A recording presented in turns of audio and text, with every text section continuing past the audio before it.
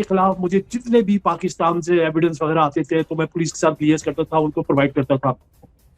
और उस वक्त जो डीजी रेंजर साहब थे वो भी मेरे राब्ते में थे सिंध के, क्योंकि हर बंदे का इंटरेस्ट यही था कि अल्ताफ हुसैन को किसी न किसी तरीके से कन्विक्ट करवाया जाए इस ऑफेंस में। तो आप यकीन करें, मैंने बेइंतहा मेहनत की इसके ऊपर। पूरे साल जब हो गया, जब मैंने देखा कि यहाँ की पुलिस हरकत में नहीं आ रही है, तो फिर मैं दोबारा SO15 के पास गया।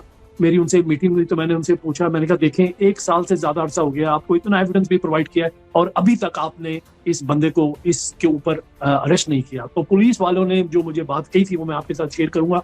पुलिस वालों ने कहा कि हमने 50,000 से ज्यादा विटनेसेस स्टेटमेंट्स हमने एग्जामिन किए हैं और अल्ताफ हुसैन का फोरेंसिक डेटा भी निकाला है हमने, मोबाइल फोन का।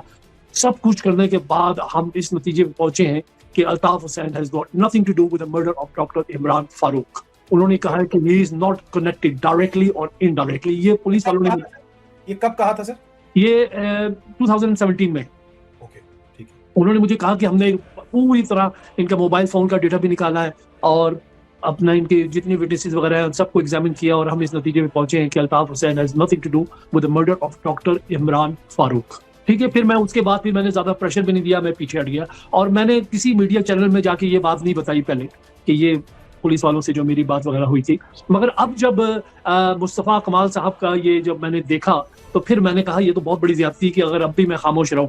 और मैं ये अपना फर्ज समझता हूं कि मैं अपनी पूरी कौम को, पाकिस्तान में जितनी भी महाजिर कम्युनिटी है, उनको ये बात बताऊं कि डॉक्टर इमरान फारूक के केस में इमरान फारूक के केस में doctor Altaf Hussain is not connected directly और इनडायरेक्टली। इन पे जो इल्जामात लग रहे हैं वो बिल्कुल झूठ है। मैं ये नहीं कहता कि अल्ताफ हुसैन दूध का धुला हुआ है। अल्ताफ हुसैन ने बहुत से गलत काम किए होंगे, इसमें कोई शक नहीं है, मगर डॉक्टर इमरान फारूक के मर्डर में उनका कोई हाथ नहीं।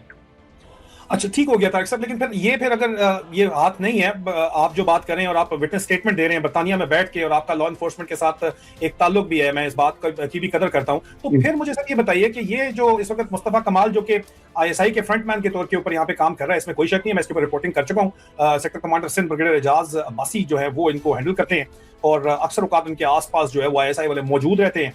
तो ये इल्जाम इस वक्त लगाने का क्या मकसद है, आपको क्या नजर आता है? देखिए, हुकूमत इस केस को कन्विक्शन के बाद क्लोज कर चुकी है, ये क्या कहानी चल रही है? देखिए, इस वक्त पाकिस्तान में एक ही खबर जो है ना वो सर्कुलेट कर रही है कि अल्ताफ हुसैन की वापसी।